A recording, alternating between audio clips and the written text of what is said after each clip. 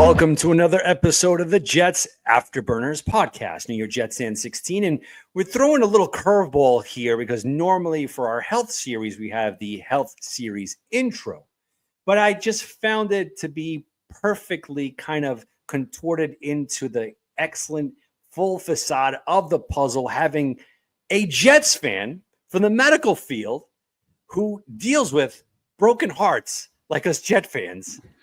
The man himself, Dr. Philip Ovadia. Thank you so much for coming on to the show. Oh, it is awesome to be here. I don't think I've ever been more fired up to start a podcast. As you mentioned, I too have the misfortune of being a tortured Jets fan. I don't oftentimes put this on my leading causes of heart disease, but watching the Jets might be up there, certainly for the leading causes of broken hearts. And excited to get into this today and talk all things Jets and all things health.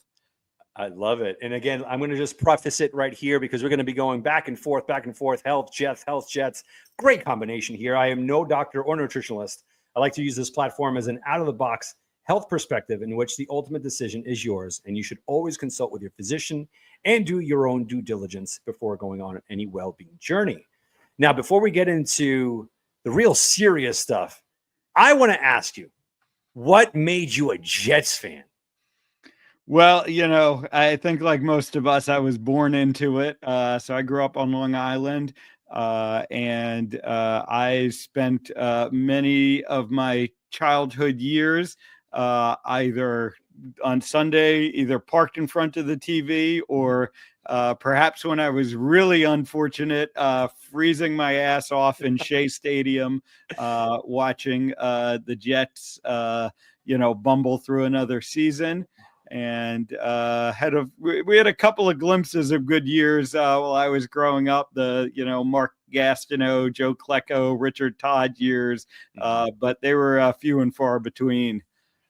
They were amazing icons for this franchise. I had the privilege of meeting all of those that you just mentioned last year. We had like a podcast expo out in Hofstra, out of all places.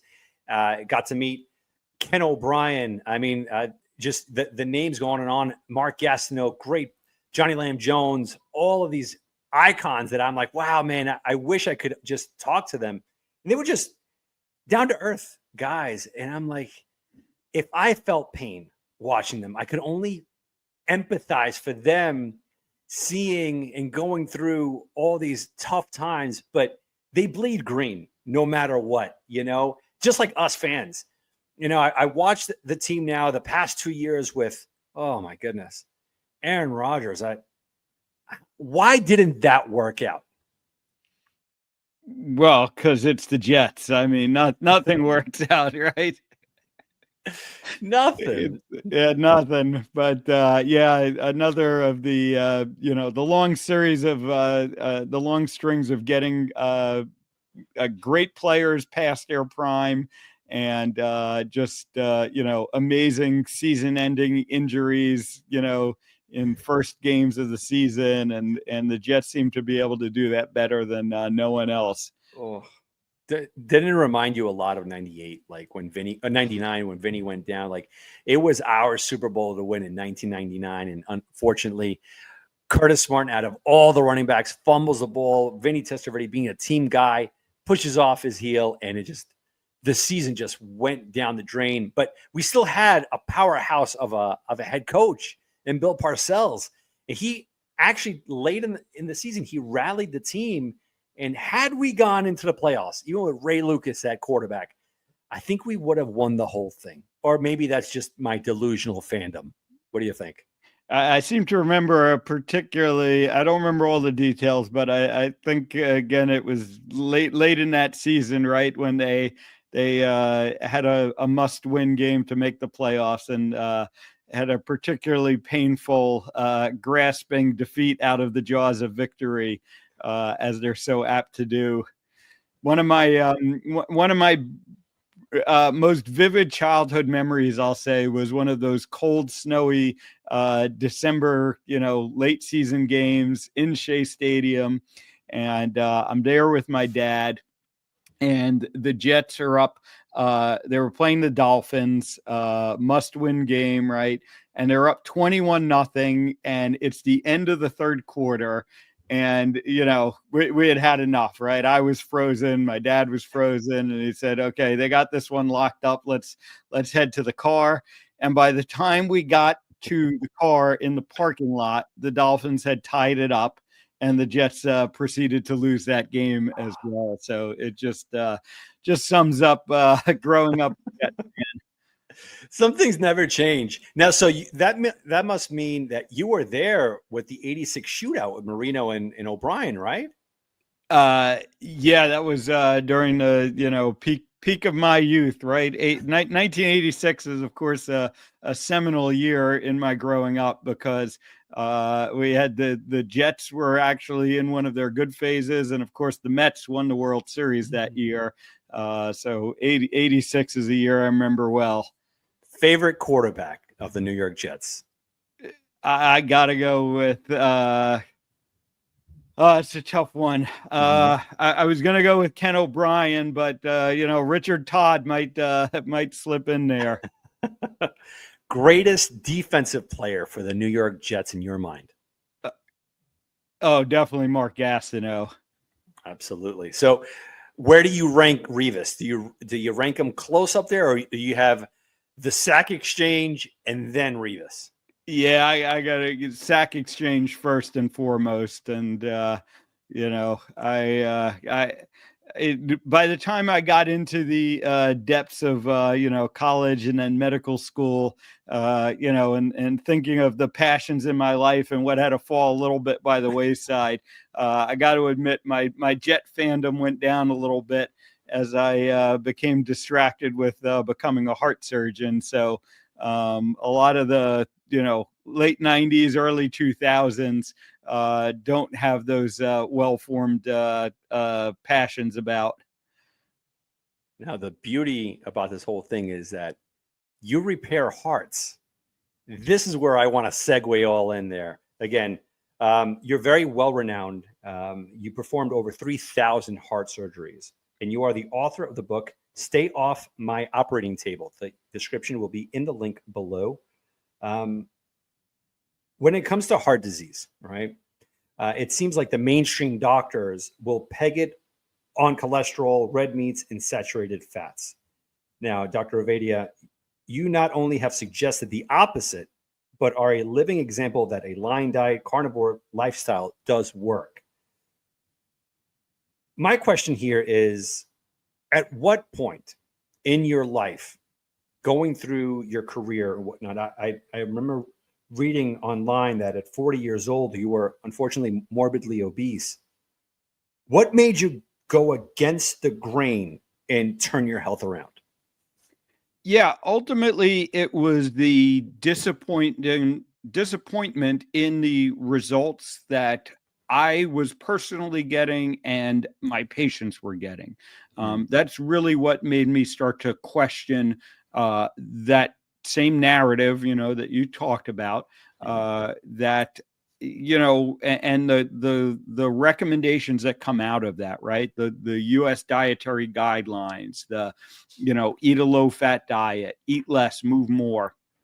And it wasn't working for me personally, and it wasn't working for the patients in front of me. And that's what really got me asking some different questions. And thankfully, I started to come across some different information, some alternative ideas about health in general, and then ultimately, specifically about what was causing heart disease. And that, my own struggles and what I did to change my health. Like you said, I was morbidly obese, I was pre-diabetic, and I knew that I was headed for my own operating table, so to speak, because I was following that same path that so many of my patients had followed.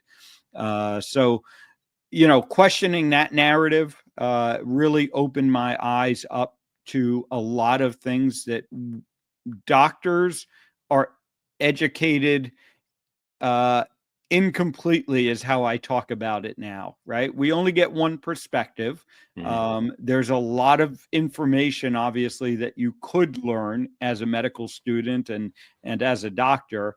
But, the information that you do get taught gets colored, gets influenced in a lot of ways, and it gives you a very narrow view of health. And thankfully, I think more and more doctors are having their eyes opened up to this.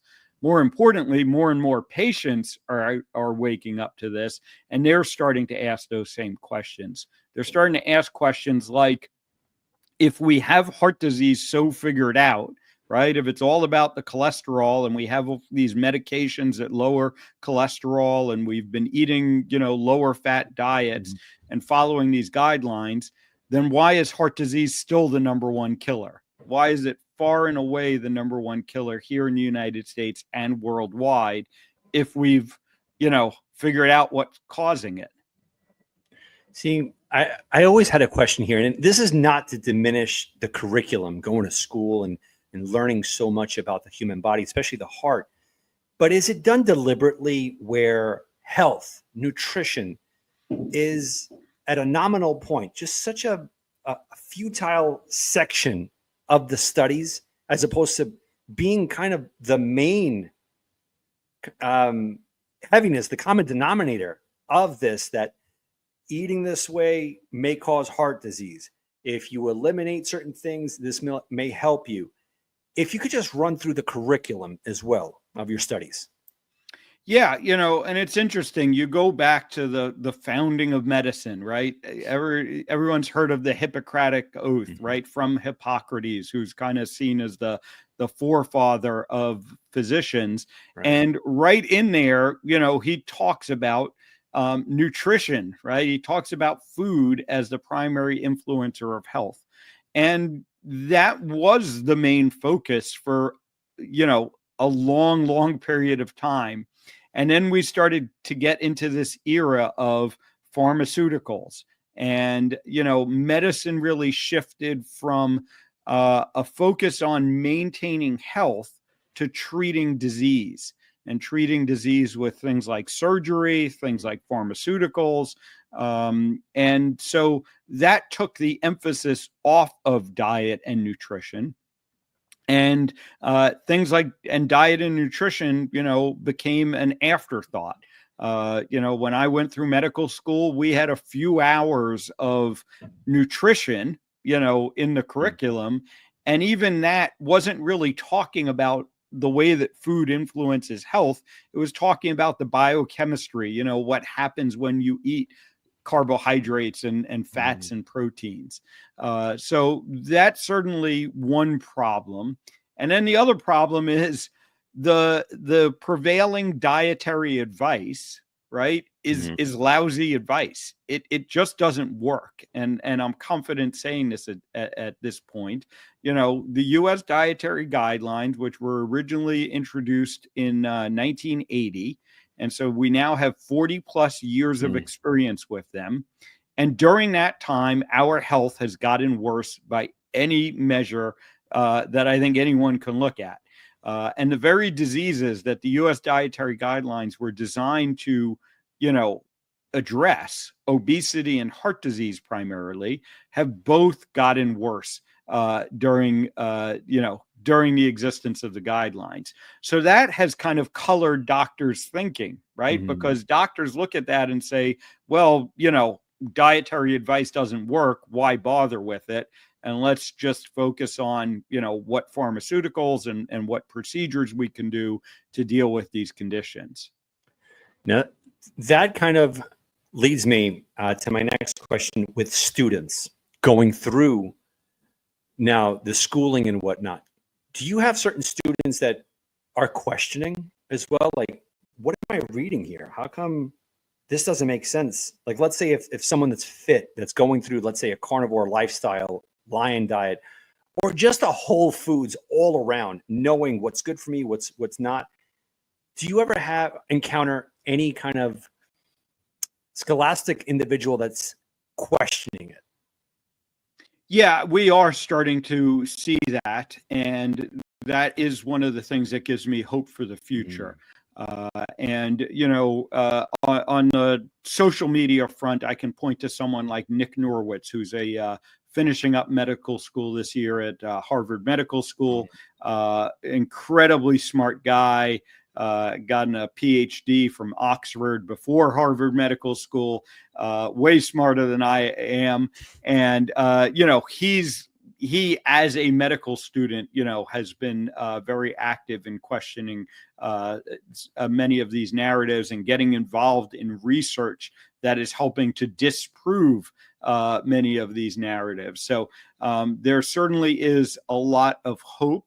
And I do hope that, I do think that the next generation of physicians are going to be more willing and open and able to ask these questions, whereas physicians in the past, were kind of more geared towards just being compliant, I'll say, following the guidelines as it is. These are very real, very central concepts to medicine these days. It's called evidence-based medicine, or it's put forth as evidence-based medicine, although I would argue that oftentimes it's not. As I look back on my medical school education and, my early career and my training, what I now realize is, it really was designed to breed out the questioning, right? And medicine became very much about, the authorities, right? The societies, whatever they are, have, these things figured out. And if you just follow the checklists, right, that's going to be the best way to take care of the patients in front of you. And admittedly, it took me a long time in my career. Unfortunately, the majority of my colleagues still can't see this. But that is not the way that we practice medicine. That is not the best way that we can serve the patients in front of us. And we need to be asking these questions, and we need to be questioning this dogma, because that's the only way that we actually make progress in science and in medicine.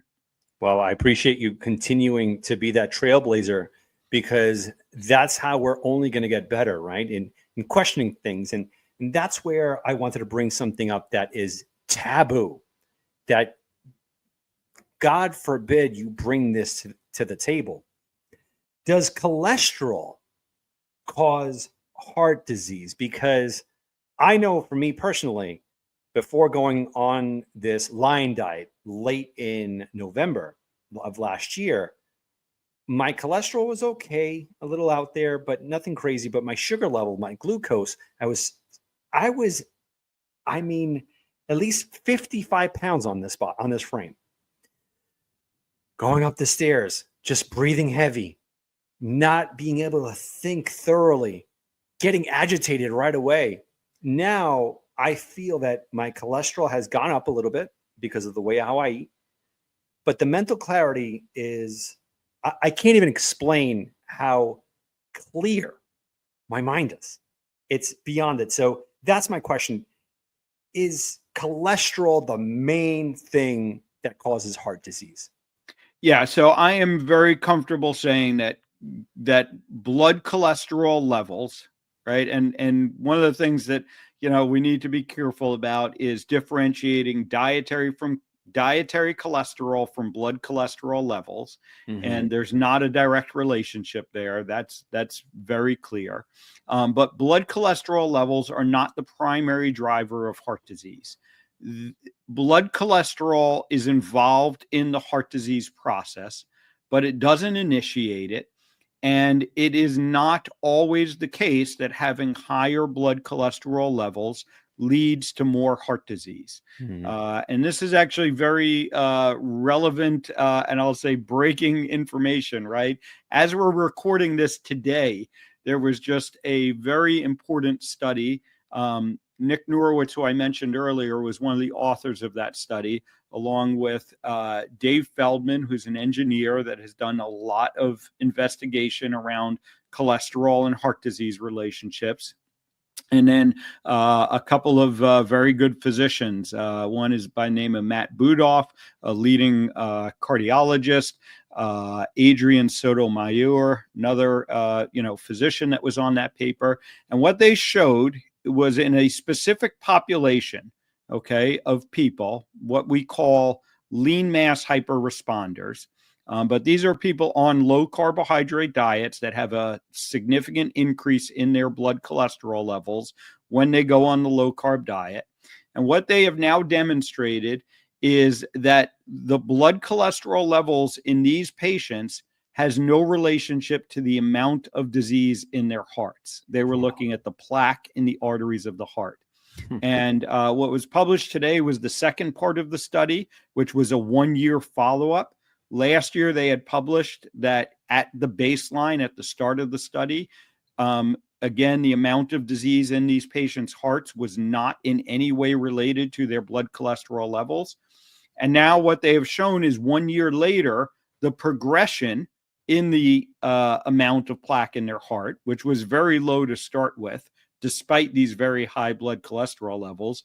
But the progression had nothing to do with their blood cholesterol levels. So what I try and get people to understand is it's more complicated than just your blood cholesterol levels. And if the only thing that your doctor is talking to you about around heart disease is your blood cholesterol levels, and even worse, they're just focused on one type of cholesterol particle in the blood, the LDL cholesterol level, you are getting a vastly incomplete picture of where you stand regarding heart disease. And I would tell you, find a new doctor, because that doctor may be harming you with what they don't know and with what they're not paying attention to. What's worse to heart disease, sugars or cholesterol? Yeah. So the consequences of sugar in the bloodstream is directly damaging to the blood vessels, right? High cholesterol does not damage the blood vessels. High cholesterol might be problematic once the blood vessel is damaged, but it doesn't cause damage to the blood vessels. Whereas sugar in the bloodstream in high amounts is damaging to the blood vessels. And, sugar and the related what we call insulin resistance, which is a consequence of ultimately eating too much sugar and maybe some other things that we'll talk about. But insulin resistance, it turns out, is a primary driver of heart disease. It is way and above when you look at the studies that compare the risk associated with insulin resistance versus the risk associated with a high LDL cholesterol level or high total cholesterol level. You consistently see that there is much more risk associated with insulin resistance than there is with high LDL cholesterol. And the high blood sugar, right, again, which manifests as diabetes or just an elevated, blood sugar level, again, much higher risk associated with that versus the elevated LDL cholesterol level. Now, when you say that the sugar causes a worse effect, again, I'm trying to think of it in like a layman's term. Is it because of the crystals itself, it doesn't dissolve, and as it goes through the lumen of the artery or the vein, that it scrapes the walls? Is that kind of the thought process behind it, where, again, now the body has to produce its LDLs, its cholesterols to kind of fit into that fragment within that lumen so that there's no rupture? Or am I off on that? Yeah, so it's not really a mechanical trauma from the sugar crystals. It's the effect that high blood sugar has on the cells that line the blood vessel, what we call the endothelium, and it causes damage to those cells. And then, as you alluded to, the cholesterol comes in to try and repair the damage. I always kind of use the analogy, the cholesterol is the spackle, right, that we're trying to, patch up the damaged wall. Great point. And if you keep, damaging that wall, and now you have to keep putting more and more spackle on, right? Eventually, you got this pile of spackle essentially that's now sticking out of the wall, right? And Right. And that's kind of what is leading to this plaque formation in the blood vessels. But before cholesterol can become problematic, the wall has to be damaged. And so we should be asking more, what's damaging the blood vessel wall, rather than, looking at the effects of this cholesterol, which, like I said, is a downstream, downstream in the process. And what damages the blood vessel wall leads us again to things like high blood sugar, insulin resistance, inflammation from other, causes, toxins, right? And this is why smoking, for instance, is so bad when it comes to cardiovascular disease. There are some other things, right? Some other non-dietary environmental toxins that we can start to look at as well, that cause the blood vessel damage. And then you're in a situation where now the cholesterol might be problematic and start to build up these plaques. Now, in order to counter that, whenever I go to the doctor's office, whatever the case is, and so many Americans go to their doctors, and the doctors automatically prescribe them statins. Yeah. Are statins a helpful method to lower bad cholesterol? So statins do lower cholesterol. Now, your question was actually framed very well, right? Do they lower bad cholesterol? And to answer that, you have to understand what is actually bad and good cholesterol, right? It turns out that what we call bad cholesterol, what most doctors call bad cholesterol, LDL cholesterol, is not always bad. And the nuance that many doctors don't understand is that LDL is not one thing. It's actually a family of cholesterol carrying particles. And within that kind of family of particles, yes, there are some what we call atherogenic, which means that they promote the formation of plaque particles. But there are also particles within that family, LDL, that are not atherogenic. And doctors don't test for this. Okay. They don't get what's called the advanced lipid panel that breaks it down into the different types of particles, so you can truly understand which types you have. And they don't understand that just lowering cholesterol may not be the answer, right? May not be beneficial in all situations, because you can have, and this gets back to what we were talking about earlier and what you've probably experienced yourself. You can have an elevated LDL cholesterol level, but if most of those LDL cholesterol particles that you have are the large non-atherogenic cholesterol particles, LDL cholesterol particles, then lowering your LDL isn't going to do anything for you, because LDL isn't a problem for you. And that's the nuance that many doctors miss, because our basic lipid cholesterol panel that most people get from their doctors doesn't give you that information. Now, a good doctor looking at the right things can start to get some clues from that basic lipid panel, not by looking at the LDL cholesterol, but by looking at the other numbers on there, the HDL cholesterol and the triglycerides. And then looking at that ratio between the triglycerides, you take your triglyceride level, you divide it by your HDL level. And if that comes out to more than 1.5, that's an indirect indicator that you are maybe insulin resistant, and that you are more likely to have the truly bad types of cholesterol particles, those small, dense LDL particles that are atherogenic.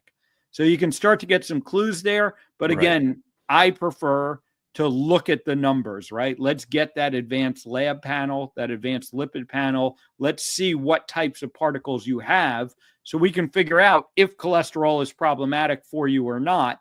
And then we can make the decision about, are pharmaceuticals going to be a good way to lower these if we think they're problematic?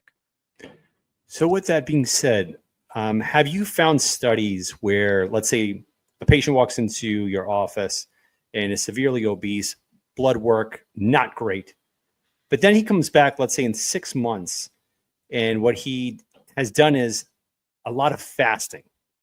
Now, is fasting something that you would promote for individuals, for patients and whatnot? Because I know for me, fasting, it's an eye opener. I felt like I gave my body time to work out on all the broken leaks.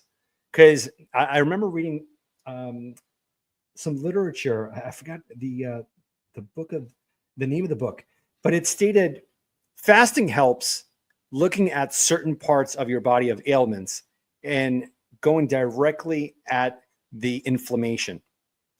They kind of placed it as you have a leak in the house, you hire someone, it takes probably half an hour to fix it, but then something else breaks, and then something else, and a half an hour job turns into a 3-day event. Have you seen in your expertise someone reverse everything that you saw 6 months prior in fasting?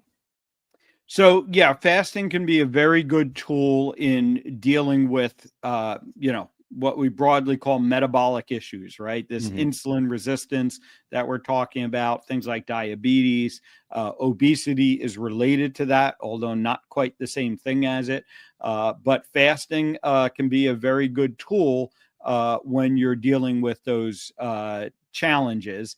And it is something that I oftentimes will recommend to patients as part of a protocol. It may not be the only thing, but it can certainly be part of the solution to these problems. Now, gastric bypass, Ozempic. Just my opinion, I could be so wrong on this, but is there a nefarious ploy overall to include the benefits of like a self-will behind fasting in high-fat lifestyles? Well, so I think, the I understand the motivation, right, behind things like gastric bypass surgery and now medications like Ozempic. People sometimes A, want a quicker, easier fix, Right. and B, honestly, sometimes just can't do the work that needs to be done.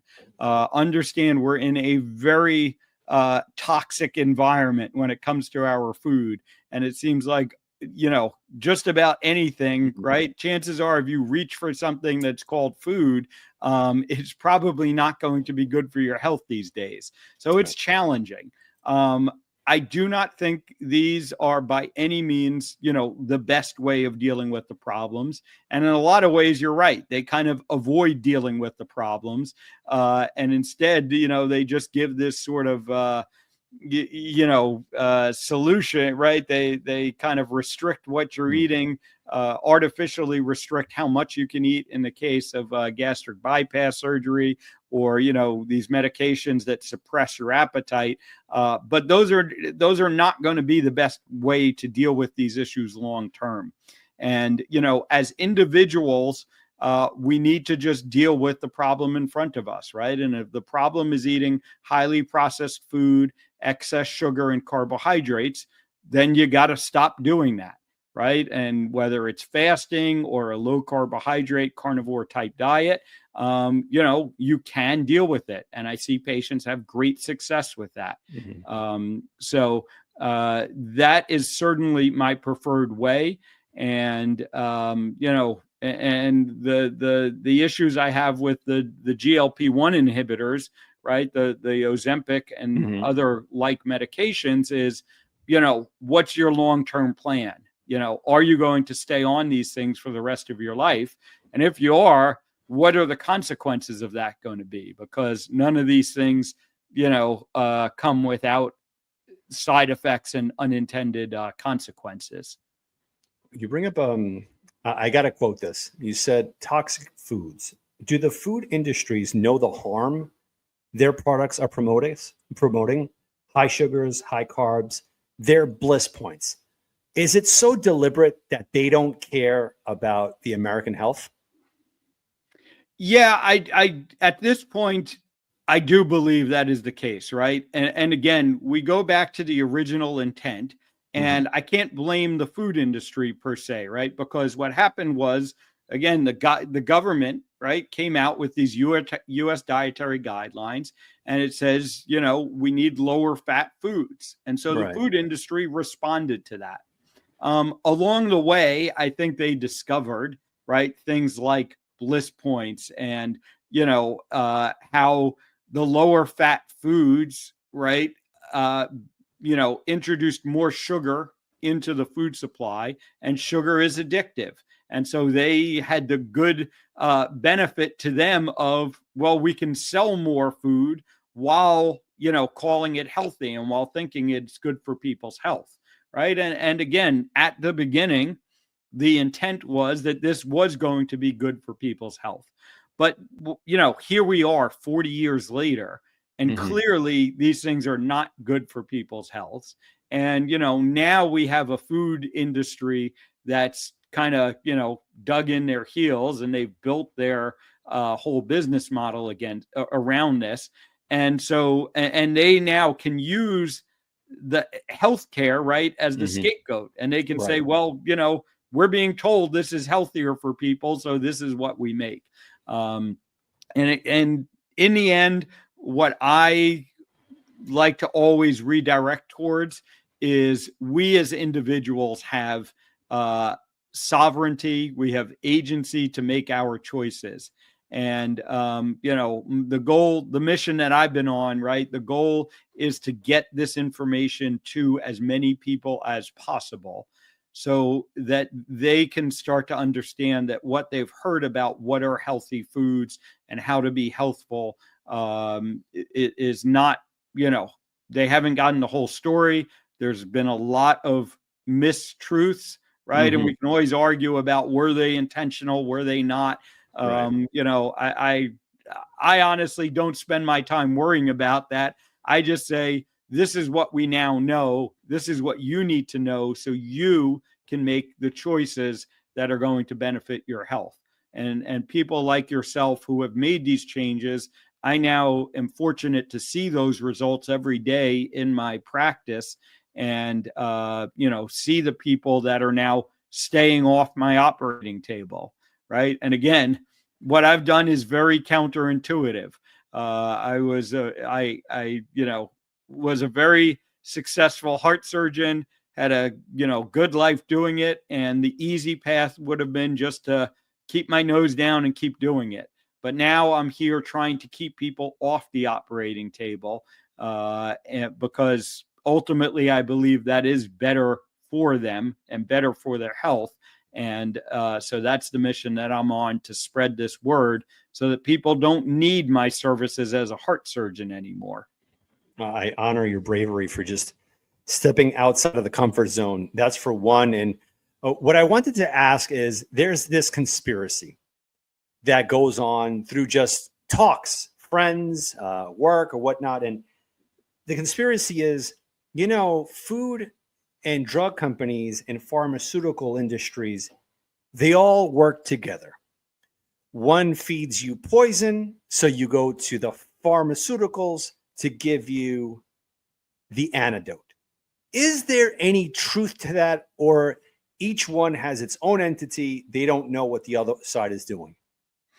No, I do think there is, interaction between those, right? And, what I say is the current system, right? The healthcare system, and I put as part of that, pharmaceutical and indirectly related as food, right? But what I Mhm. say is the healthcare system, the current healthcare system works great for everyone except the patients and the doctors, right? And that's the sad reality.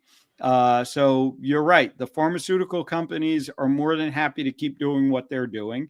And the food industry is doing great, right? They're more than happy to keep doing what they're doing. And the fact that, it ends up with more sick people ends up benefiting the healthcare system ultimately. So we sort of have this unfortunate, perverse system now in place that, everyone within, all of those large institutions and systems are doing great. And it's the individuals, right, that are ultimately suffering. And the only way we're going to break that is as individuals, we start to take back control of our health, right? And that goes for the patients, and then that goes for the doctors as well, that we all need to take back control of our individual health and the healthcare system. And thankfully, we're starting to see some movements in these directions, right? We're starting to see this being talked about at the governmental levels, because the unfortunate reality we have to deal with is that, society, this is literally collapsing society, right? The expense of taking care of all these sick people, the fact that we can't get enough healthy people to serve in our military anymore. These are all the types of issues that end up literally collapsing societies. So we have to deal with it. And thankfully, we're starting to at least open that conversation. Shifting down a gear, but we're going to put it into hyperdrive here. I'm just curious, is heart disease preventable or is it reversible? I now believe that heart disease is almost 100% preventable. Now, understand there are different forms of heart disease. Some of it, yes, truly genetic, and we may not be able to do much about it. Congenital heart disease, babies born with malformed hearts, right? We may not be able to deal with that. But, the most common form of heart disease we talk about, atherosclerosis, buildup of plaque in the arteries of the heart, I believe is completely preventable.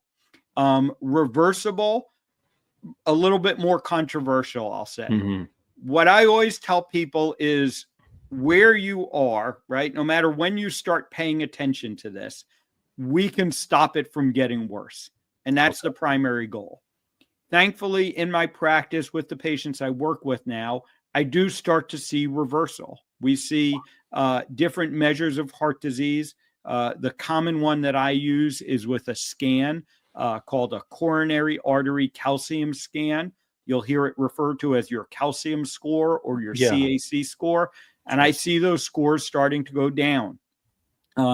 We have a more advanced scan we look at with a CT angiogram that we can see all the different types of plaque. And we can now do a very detailed quantification of how much plaque is in the arteries. And we start to see that going down in patients that are addressing the right factors, right? Addressing the insulin resistance, the inflammation that comes with it, the high blood sugars. When you start to address those things, you can start to see some of this disease reversing, right? I always believe the body has the capacity to heal itself, and heart disease is no different. The first step is you got to stop doing the damage. Right. And then you got to kind of, create the environment where healing can occur, and we can stop it from getting worse at a minimum, which is oftentimes good enough. And then, hopefully we can start to see some reversal as well. With the calcifications, I was just curious on this. I don't want to go on a tangent here, but like for high blood pressure and whatnot, could doctors misconstrue the calcification in the cholesterol within the lining itself to say, hey, I think it's cholesterol, but it's actually calcification? Yeah, I mean, there is some overlap there, right? And the concept is that, these plaques start with cholesterol, right? So you get the damage to the blood vessel wall, cholesterol comes to repair it.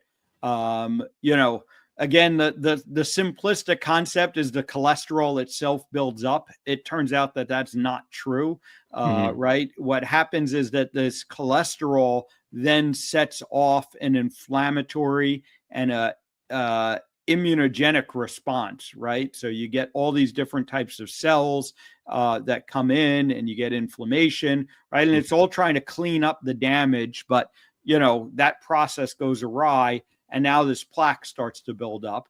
And at some point, calcium is part of this, and so the plaque can become calcified.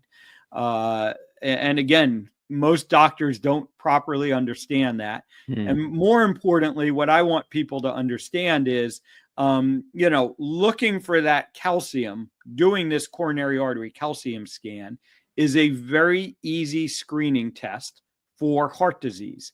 And it is very much underutilized.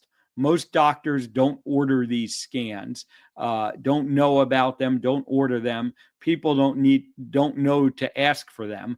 But it is one of the most powerful things we can do when we're dealing with heart disease, because your blood levels, right? There is no blood test that shows you whether or not you have plaque in your arteries, Right. whether or not you have the disease.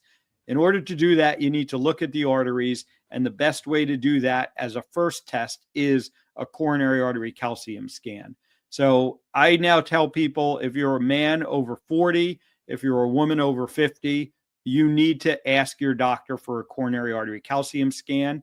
You need to understand that insurance probably won't cover it, but the test, in most locations, you can get this test done for around $100. Even less in a lot of places. So very worthwhile investment in your health. Absolutely. Now, that was my next question about the insurance, because I know that it's very ticky-tacky on that. And if it's $100, I mean, like you said, it's an investment within your own self to at least get some sort of clarity of what's going on within you. Yeah.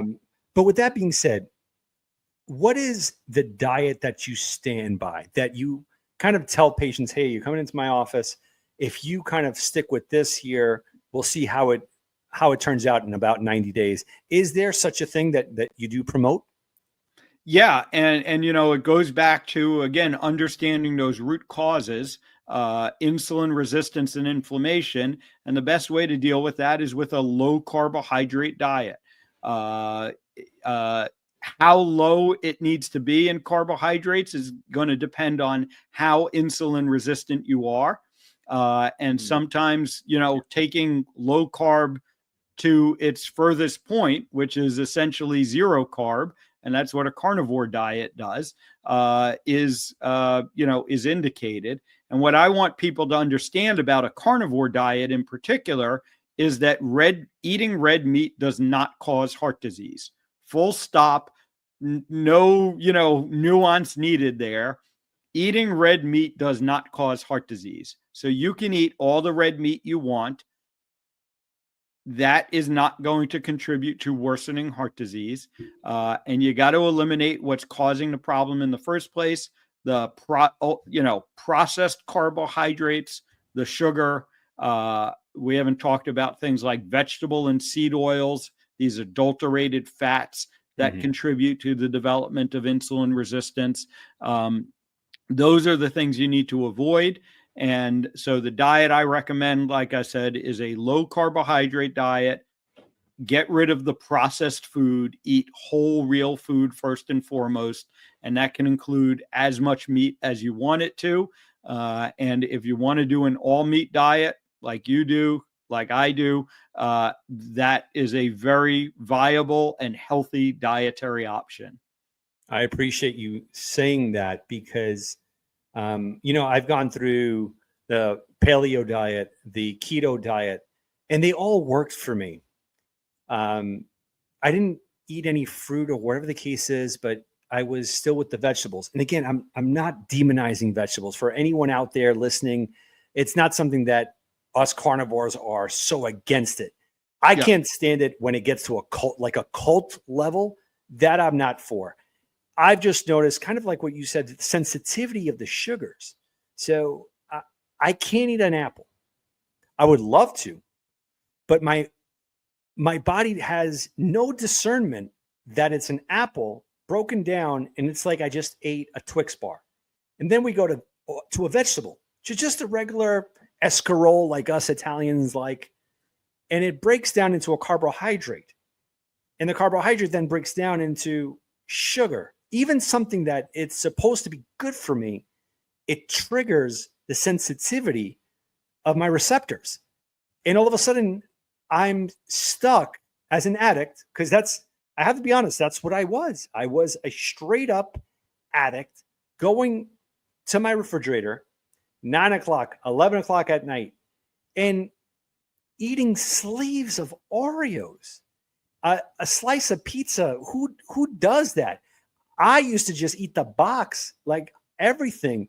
Then I would look across from me. I'm looking at my wife, and I'm like, hon, how do you just take 6 bites of your pizza and you say, I'm done. That's it. She's like, because I'm full. And I didn't know that. It didn't click for me. And now, I kid you not, it's what, 7:26 p.m. I ate a ribeye upstairs, and I'm good. I haven't ate for over probably 27 hours. And I'm great. I don't know how to put it in words, but exactly what you said, it's that sensitivity to sugar. Yeah, and that's been the experience of so many people. And what's unfortunate is, that someone like yourself will do that, and they'll have the great results that you have. You lose the weight, and you feel better, and better mental clarity and more energy, and all of that good stuff will happen. And yet your doctor will still tell you that it's problematic because you're eating too much meat, and it's and it's going, raising your cholesterol, and therefore going to cause heart disease. So, that's the part that I'm trying to get people to understand, that the red meat never was the cause of heart disease, and still isn't the cause of heart disease. And you can eat plentiful amounts of it and let it have all of those positive effects that you and so many others have experienced from eating like this. And then, understand that it's not causing heart disease. It's not worsening heart disease. And if your doctor is telling you otherwise, find a new doctor to work with. That really becomes the answer, because your doctor just doesn't understand this, and isn't going to be able to help you with it. Narrowing it down to the final 2 questions and a bonus one at the end because you're a Jets fan. Now, what advice would you give someone at their crossroads in which they have the choice to change the trajectory of their life suffered from heart disease? Yeah, the advice that I would give them is to take back control of your health, right? You take charge. You figure out what you need to do and what's going to benefit you, and learn about insulin resistance, and how to deal with it is really my top piece of advice there. Now, almost the last one. What is your overall mission here for not only patients but society as a whole? Because you're a big proponent of this different view and vantage point that has worked. When it's all said and done, what is your overall mission? Yeah, my overall mission is to change the trajectory of heart disease, to make it that heart disease is no longer the number one killer, and that, we don't have to, people don't need to be dying from this at nearly the rate that they are. Last bonus question. Will the Jets ever win a Super Bowl? Well, I'm hoping that by eating the way that I do and living the way that I do, I can live well into my 120s, and then maybe I'll have a chance of seeing a Jet Super Bowl victory. Well, I'll see you at the tailgate then. We'll have plenty of steaks. Absolutely. That's for sure. Where can people find you, Dr. Ovadia? Yeah, so iFix Hearts everywhere. So on all the social medias, I'm at iFix Hearts, and then you can go to ifixhearts.com. Find out all the ways that me and my team work with people. I have a nationwide telemedicine practice. You don't have to travel to see me. We see people via telemedicine from everywhere. And I have an amazing team of health coaches and nurse practitioner that work with me. And so you can go to ifixhearts.com and find out all about that. What a privilege and an honor it was to get a chance to speak to you. I thank you so much. So many people I know that we'll be watching. Well, thank you. This is life-changing, and I appreciate everything that you have done. Thank you so much, and go Jets. Go Jets. Have a great night. Quarterback, Ken O'Brien of California Davis. Just 14 that first time, now going long. They got a wide open man, and he makes the catch. It's Braylon Edwards taking off. Braylon Edwards will take it home for the touchdown. 80. First down in San Diego territory at the 47-yard line. Big draw. And Pennington going for 6. Deep